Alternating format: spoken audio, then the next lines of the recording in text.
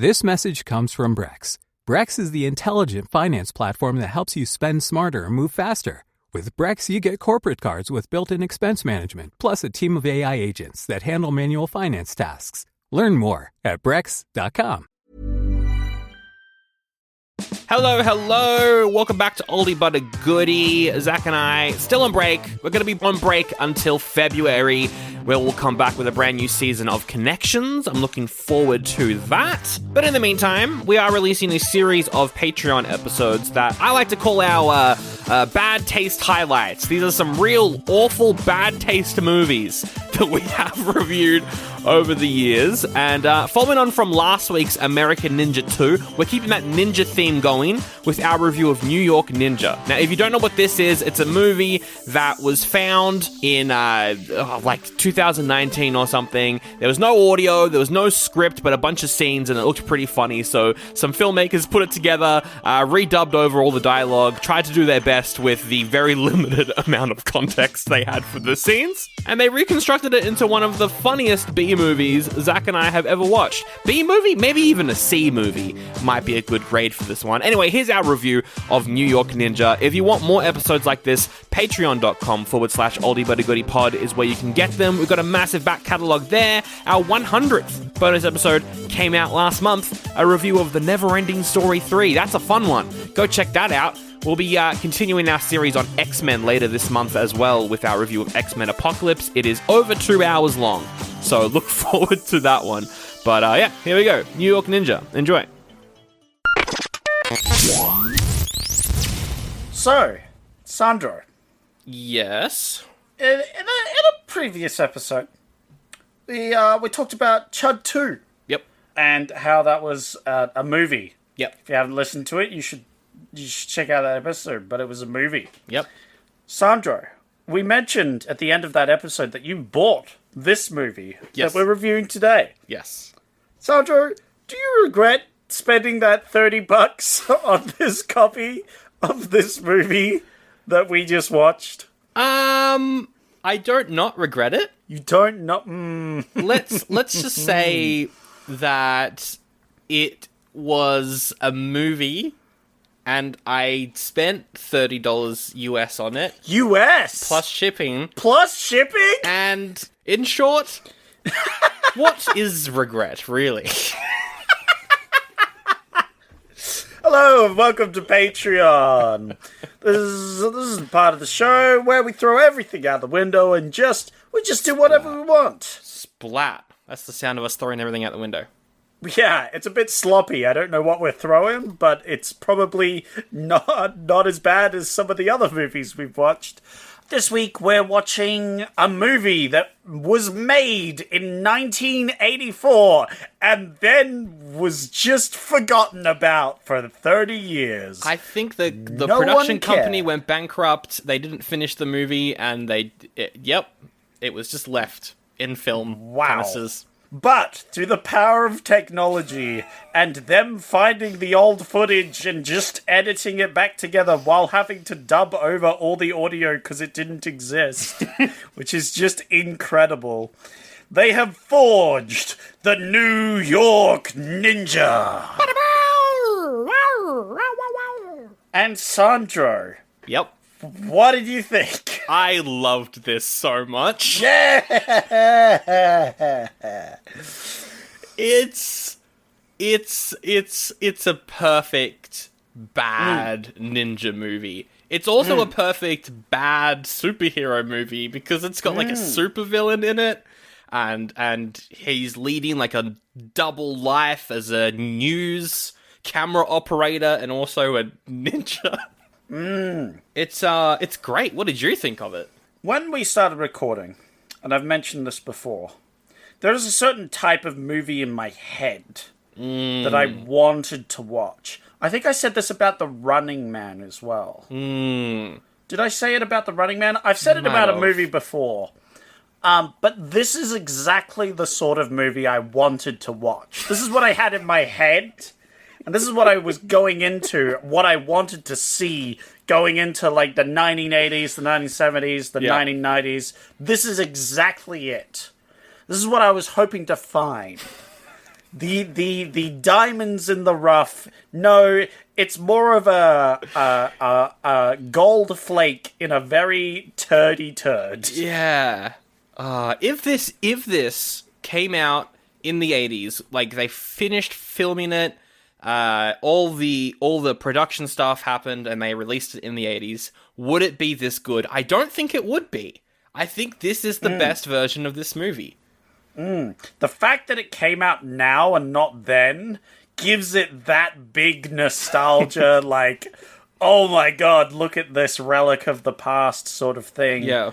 But also the fact that it ever got released at all, and that all this footage was just sitting there for 30 years, it just gives it that whole extra oomph of story and feel behind it. Yeah, I mean, there was no script. I think the guy that re-edited and redirected the whole movie got in touch with some of the actors, but he didn't know who some of them were, because there's no credits attached to the film. So, I think he got in touch with, like, some of the actors. I know there's some interviews on the special features, which I haven't actually had time to watch. The director was like, good luck, I want nothing to do with this, the original director. Wow. So, it's just this thing. So there was no script? No. Or no plot? Or was there originally a script and a plot, but that's lost to time now and no one knows, so he just had to take his best guess? Yep. He rewrote it himself. The guy that redirected this, whose name is Curtis Spieler. Yeah, he had to rewrite, redirect, redo everything. I think he did have the scene numbers though, on like the thing that you clap at the start of a scene to sync up the audio to make sure the scene number, etc. Well, he had the footage, right? Yes. So he had that. So he kind of knows what order they went in. Yeah. And I think you could kind of figure it out. Obviously, the wife dies at first. Yep. And then you have later on scenes, spoiler alert, by the way. Spoilers from here on out. Watch it, maybe? Yeah. If you can get it, it's on, like, VOD, or you can do what I do and buy it physically. Buy it for, like, 50 Australian dollars. Waste 50 Australian dollars collectively on it and shipping. But it's such a cool design. The box does look pretty epic. It's going to be great just on my shelf. People are going to see it and be like, what is this thing? Yeah, actually, that is a great shelf piece, because you can just tell people what it is. And it has a great story behind it as well. So, I was skeptical at first when you said you spent like 50 Australian, but it is a collector's edition, right? So It is. But yeah, I would, like, we're going to spoil everything, and if you want to view this, stop the episode now, go and watch it, probably with friends or drinks. I would suggest both. Yes. We were going to watch it in person, but we didn't have enough time, unfortunately. Yeah. I would have liked to watch this together. I feel like we would have enjoyed this, because I laughed a lot during this film. Yeah. I think, though, yes, we didn't get to watch it for the first time in person, but we've got many friends that we can be like, hey, we're doing a little catch-up, a little movie night. Come around and watch this, and we'll be there just like, we know what's coming up, and these guys got no idea. Yeah. We should absolutely do like an Oldie but a Goodie movie special where we get some of our favorite movies together, such as like The Toxic Avenger, Chud, this movie, and just have a little party to hang out with and watch these dumb movies. But anyway, let's talk about New York Ninja. Spoilers ahoy. Ahoy, ahoy. What is the plot? You've already kind of mentioned that his wife dies, but what else is in this movie? So obviously he mopes about after that, but then he becomes the New York Ninja to defend the city from evildoers. So what happens is we have our news reporter assistant guy. That's our main character, and he has a lovely girlfriend / wife, and she's pregnant, but she dies. It's a very awkward opening scene. Oh my god, it's so awkward. It is so good. It's the perfect opening. Because that's when you realize, oh, they really did dub everything. Because it doesn't really match with the mouths at all. Well, they had to, yeah. And I feel like they didn't need to try too hard. I feel like that gives it... I feel like the level of quality for the audio would have been on par with the level of audio quality back then. Yeah. Oh, I like as well how even though everything was done in like a studio, in the scenes where they're outside, the wind coming through is so loud you can barely hear the talking. It's like it's bad on purpose, and I loved that. Yeah. Great audio. It's very clever, very clever. So she dies from these criminal gangs who are kidnapping people, and so the New York Ninja, aka our main character, tries to get the police involved, but they're like, nope, we're doing the best we can, blah blah blah, and he's like, that's not good enough. I've got to do something about this. So he goes and like finds out this corporation, beats them all up, gets in a few fights, and then saves the day. Yeah. The end. The end. Well, there wasn't actually... I don't think they filmed the end of the actual movie. So the proper ending of the movie does feel a little weird because they never filmed the actual ending. What was the ending supposed to be? Do we know? No idea. It probably wasn't he threw an invisible bomb into a helicopter and then it blew up. They might have landed somewhere and then had like a tournament sort of fight, maybe. I'm not sure. I see. But yeah, I don't think it ended this way. But that footage didn't exist and they did the best with what they had. Oh, so that's why the ending, he just pulls out a bomb and blows up the helicopter. And somehow the lady inside survives? Yeah. And he survives? Yeah, I don't know. There's so much to talk about. The action sequences, for one, because he is a actual martial artist. He does a lot of kicking stuff, and there's a lot of kicking in the movie.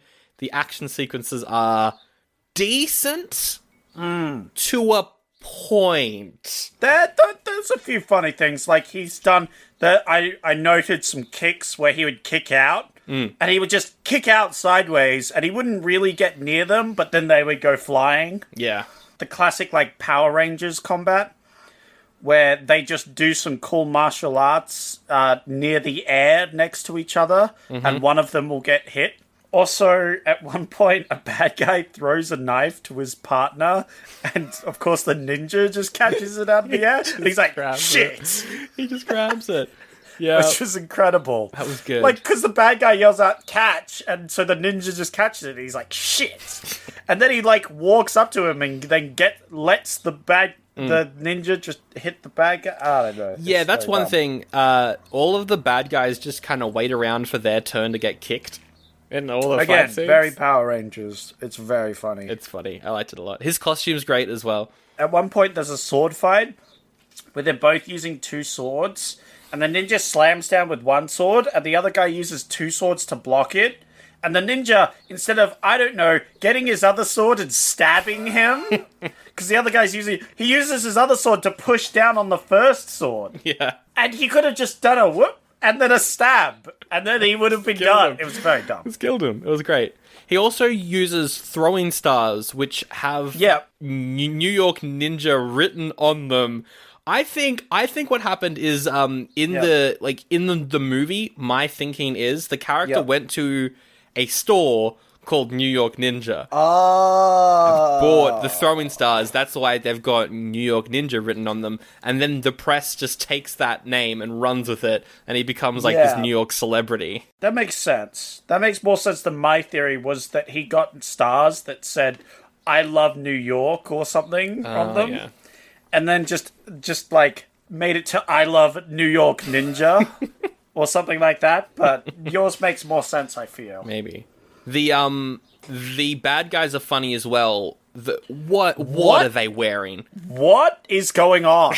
What is happening? Isn't there like two main bad guys? There's like a weird government body bad guy. Not even a government, just like a rich entity. We don't know much about them because I don't think they get their comeuppance in the end, do they? Are you talking about the? Yeah, so there's the thugs who are kidnapping women. Yeah, the goons. That's a different thing. Yeah, I was going to get to that. Okay, yeah, so they're kidnapping women for, like, some underground... They are hired by Radioactive Man. Yes. Which we'll get to. And Radioactive Man is hired by something else, like another group. He said he was a CIA undercover agent. Yeah, CIA. So it was government, yes. But also Radioactive was ex-CIA? Yes. And was experimented on, and that's why he turned into the leader of an underground sex ring? Yep. Yeah, I think it was trafficking. And by trafficking, I mean a bunch of goons just telling women where to go in, like, the marshes next to a river. Yep. So there's this weird entity. We don't know what they are, and we never figure it out. Yep. Almost like there isn't a script. Yep. Maybe maybe that's the sequel, Sandro. Maybe we'll get a sequel to this film. Ah, LA Ninja. Yeah. And then, in the middle, they talk to Radioactive Man, ? Plutonium Man. Plutonium Man, yeah, that's what they Plutonium call Radioactive. him. He is the best. He looks like Dr. Octopus. He's got, like, the Dr. Octopus glasses. Yeah, he does. His powers aren't powers. What the fuck is with his character? They don't make any sense. So, we see him, like, opening up radioactive containers and going, and then, like, fucking, like, worshipping a flame or some shit. He's like having an orgasm. Yep. Around this flame. Yep. And his flesh is melting off, but in the next scene, his flesh is fine. Well, I think he melts. Like, every night he melts, and then he has to do this ritual thing to look normal again. Oh, maybe. he's he's melting his skin and then, like, molding it back so he looks normal. I don't know. I think they just got the effect. I think that the original director was like, this would look cool, and then didn't think of, like, we don't know the plot reason, because there isn't a script, but it looks cool, so... Yeah. But he could also, like, mold himself to look like other people? Oh, yeah, he does do that at one point. Now, my question was, did he, like, grab the other guy's face and put it on? Like, is that other guy dead? I don't know. I think it's a Mission Impossible mask. The question is the first guy dead? Yeah. And he's taken his face? Or the other question is, he's, like, done a Mission Impossible... Or he's molded his own face. Using his radioactive powers, right? Yeah, well, he tears off the face and throws it on the ground when he starts to melt again. Which is why I think he's killed that other guy. That other guy's dead. And he's used that face and melted it onto his own face, right? Maybe. Yeah, maybe. Which makes it very dark. So he was cool, and yeah, he's got all the thugs who are like RoboCop thugs. What is with the thugs? Mad Max? Why do they wear all these weird masks and just have, like, they have literally whatever special effects, makeup, or, like, props they had on hand. They just had anything you could imagine. They had, like, bandanas, glasses, fake mustaches, like, just makeup everywhere. Like, just the weirdest costume. One guy dressed up in like a fencing outfit that was black. There was the fencing guy. There was guy that like looked like Hulk Hogan. Yeah, there were a bunch of like rubber Halloween masks. Yes. And like there was that clown mask that one guy wore. Yep. To hypnotize someone. I don't know what was going on. I don't know. And I think that makes it better. Just these weird masks and you don't know what's going on. I think that makes this movie more enjoyable. What did you think of Rat Tail? Rat Tail's my favorite guy. So he's the chauffeur of the plutonium killer. He's got this like rat tail that he puts in his mouth. Yeah! What the fuck is with the rat tail? Why does he put it in his mouth? What the fuck is going on? He is the best fighter I have ever seen in a movie. His fight against the ninja is probably the best fight we've ever seen on any episode of this podcast. Best? It was He does, yes, the drunken sword style. Yeah. But also he does...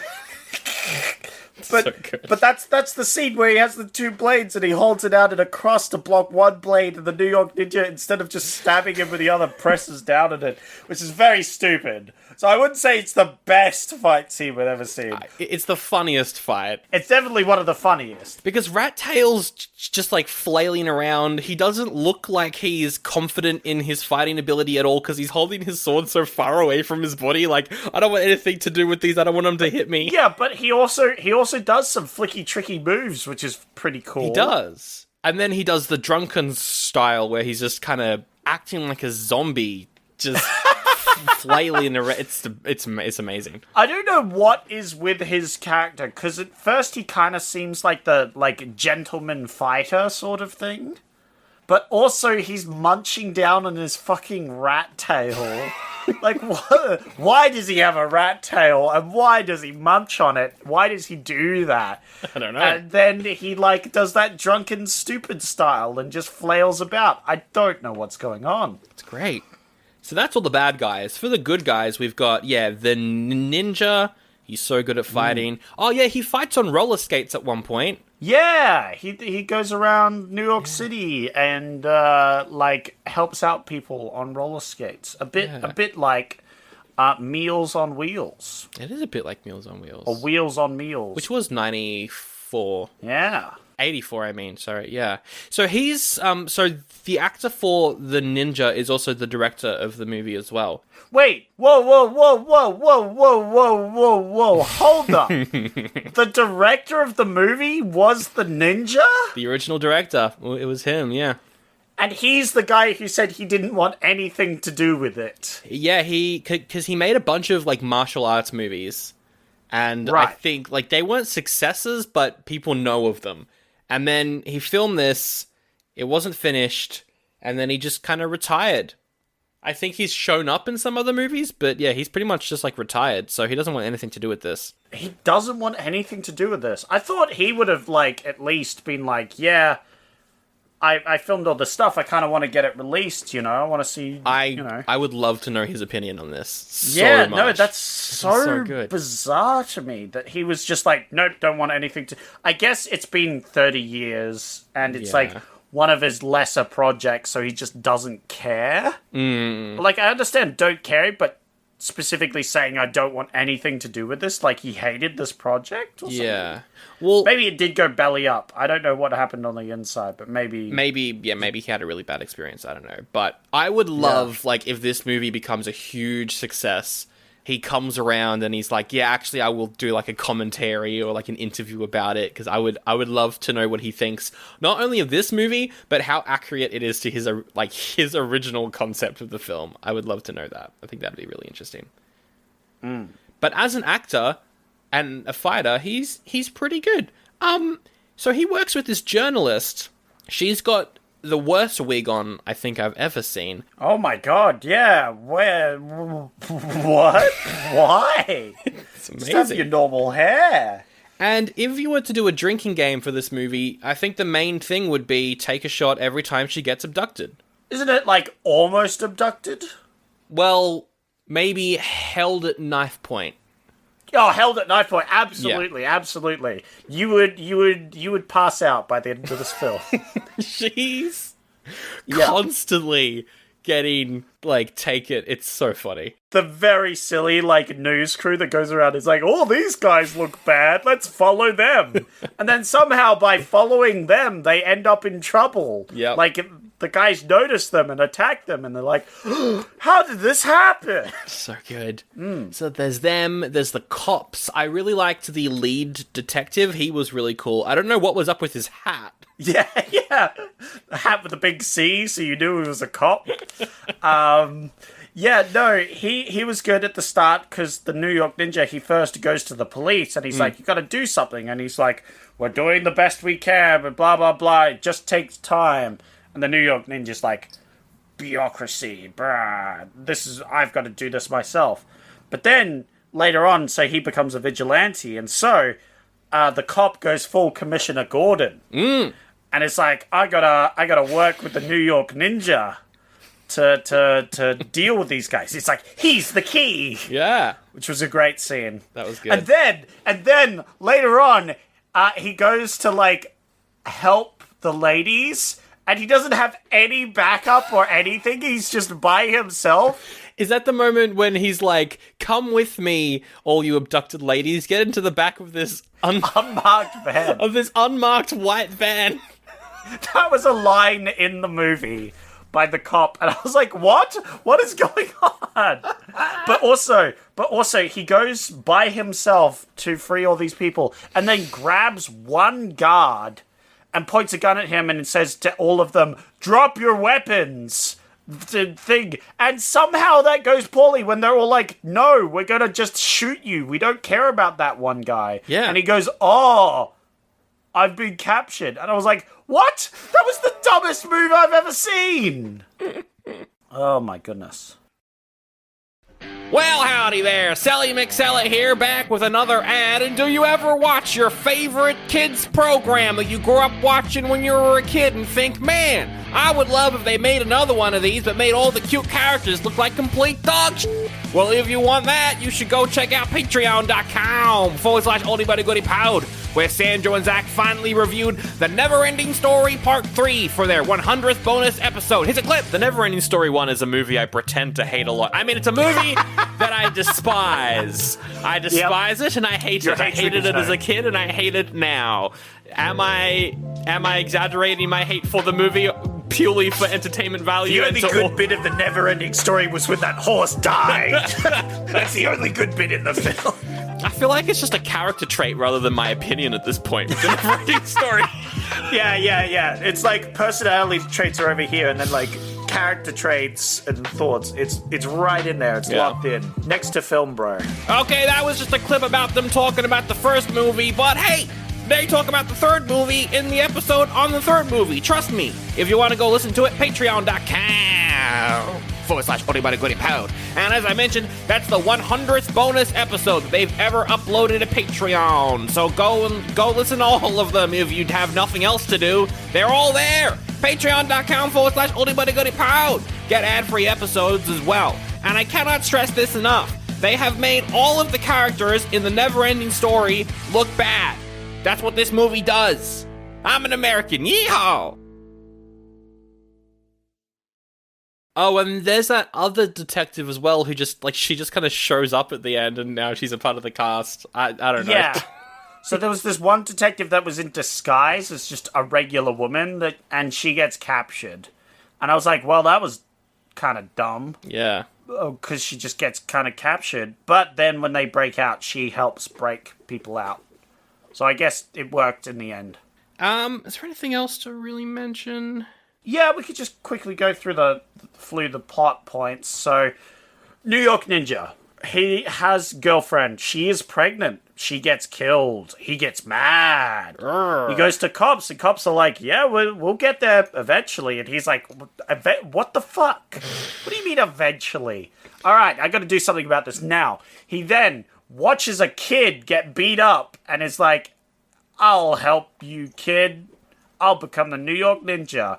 And then later on, he saves the kid, and the kid and him are best friends. Yeah. And the kid and him go fishing? What a tight Speedo he had on for that fishing scene, my. Yes! And also a terrible fishing technique, because he's just splashing about. Yeah. Look, no, the fishing technique itself makes sense to stay very still in the water and spear a fish when it comes by. Which is a genuine technique that they learn and is good. It's spearfishing, you know? But he's splashing about the whole time when he's doing it. And I'm just saying, if there was any fish nearby, they would have been scared off by his constant splashing. Yeah, I forgot about the fishing scene. I didn't want to bring that up. That was something else. Yeah, that was... that was incredible. Also, he lives, he just kind of adopts this kid because they live together? Because he's like a street kid? I guess his parents are dead. Who knows? And the kid fishes normally with a fishing rod, and they both catch fish. That was the scene. Yeah.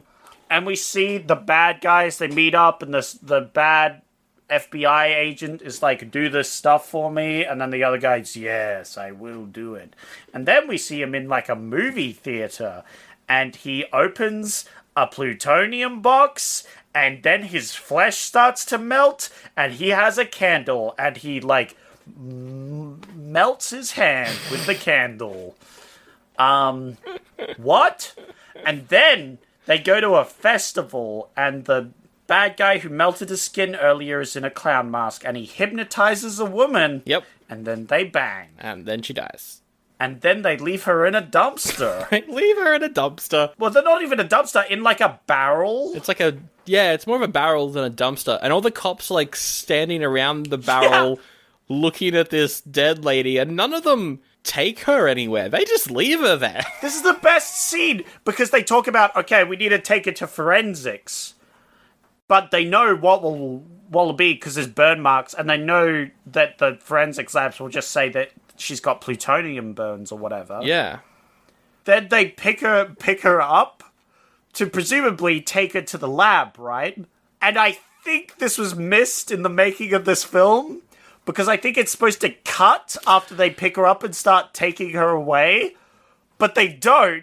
And so they just put the barrel down and then walk off the scene. Yeah, because they don't really say anything after they put the barrel back down. No, because the scene's supposed to cut there, right? That makes it funnier. But in this film, they've kept it in because they didn't realize. That's amazing. So they just walk away from this body and they leave it there.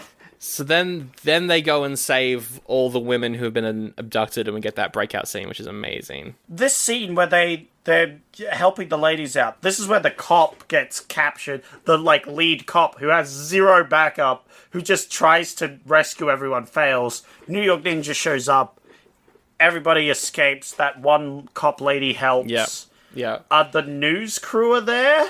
Yep. The bad guy shows up, he has the face on, the news reporter's face, and he tries to convince the lady to go with him. But then the New York Ninja shows up, and he holds up a mirror? And the mirror, because there was a line about that the plutonium killer doesn't like direct sunlight. There was a line about that earlier. What? I missed that completely! No, that Why was does he a not line. like direct sunlight? Because they didn't have a script, and they just had a scene where the ninja uses a mirror to melt its face. Is that why he uses glasses? Is that what? Yeah. What? Yeah. I don't know. Why are you asking questions? Oh, maybe that's why he uses like a candle to meld his flesh, because maybe his flesh goes all melty in the sunlight. Maybe he's a blob. He's just actually a blob man. Yeah. So then he takes the news reporter to the airport, looking like Eggman. There's a fight with the ninja. That was a really solid fight until the moment when the bad guy goes to stab New York Ninja, but the ninja blocks with his sword, and the bad guy's sword is somehow retractable, so it just goes back in on itself as he's trying to attack him through the sword. Yeah. What? Because we saw earlier. No. We saw earlier. As he pulls it out, it flicks up and then it flicks out. Okay, so it wasn't a prop retractable sword. It was meant to be retractable. No, I was going to say it's very dumb that his weapon of choice is a pop-out sword, because there's no way in real life that would be an effective weapon. Oh, no, there's at all, yeah. There's batons that do that make sense. You hit people with them, yeah. Maybe there are swords and stuff, but it wouldn't be a very good weapon. No. They hop in the helicopter, fly off. The ninja's holding onto it, throws a bomb, I guess, into the helicopter, and then it explodes. Yes. And then we see the end scene, where the lady news reporter goes up to him, and it's like, oh, I'm so glad you're okay. Look, the New York Ninja saved us. And he's like, oh, he saved you? And she's like, yeah, he's a real hero. And then they hug, and he looks at the camera and says, yeah, he is. Points and winks. Point and winks. Then the New York Ninja will return in LA Ninja. Which is a joke, because there's absolutely no way that exists. But I love it, because of course Buckaroo Banzai ends with Buckaroo Banzai will return. Star Slammer ends with this story will be continued. So I love that they kept that. And that's what I like about this movie overall, is that, yes, they had to re-record everything, but they don't really make that re-recorded stuff a joke. It could be very self-aware and making fun of itself, making like modern day references of what, people think of these sort of movies now. But no, they keep it straight. They play it straight, and I think that makes it really good. There are obviously jokes in there, like the bad guys say ridiculous things when they're not looking at the camera, and you can just kind of have them say random stuff. But they play it straight. It's written like a straight script from the 80s, and I think that just makes it so much more funnier. Yeah, that's good. And it has a rap song at the end. Yeah, and I really hope they try and make a mock sequel to this. If this does, well enough, money. Like they film it themselves? Yeah, they film it themselves. It's clearly different actors, different people, just, different everything, but they try and make it like a film. I would love to see them try and do that. That would probably be terrible, though. Yeah. Oh, it'd be really bad, but I'd love to see it. Sure.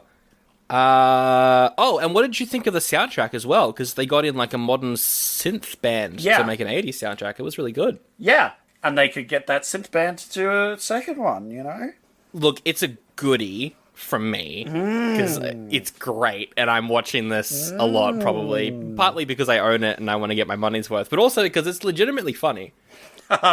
You've got a bit of sunken cost fallacy there, Sandro. You're invested in this film. It has to be good, otherwise you wasted your money, right? Well, I'd probably just sell it if it wasn't good. You're presuming that someone else would buy it. That's a good point. But yeah, well, probably not Goodie. How about the meme award? I think this gets the meme award. Yeah, we get this. No. This has to have its own special award, because this is a hallmark. This is a 30 years in the making. This has such a unique story behind it. Yeah. That it needs its own reward. Its own reward. All right. I don't know what it, 30 years in the making is something. The Sunken Cost Award. The Sunken Cost Award. No. It's going to be I don't know. Maybe it's just the New York Ninja Award. The New York Ninja Award. There you go. All right. That's it. Yeah. I'll second that. I'll give it the New York Ninja Award. Is that good? Is that bad? It's the New York Ninja Award. It's the New York Ninja Award. Yeah, if you haven't watched it, check it out. It's a lot of fun. You'll have a lot of fun with it. New York Ninja. We watched it. We reviewed it. As soon as I saw that this was a thing, I was like, we have to do this straight away. Yeah, absolutely. This is exactly the sort of thing we get into, Sweet. All right, that's all done. This is the episode. Thanks for subscribing to Patreon. As always, you keep the show alive. New York Ninja, check it out. That's all I've got to say. How about you? He sure is a hero. Yeah, he is. Wink.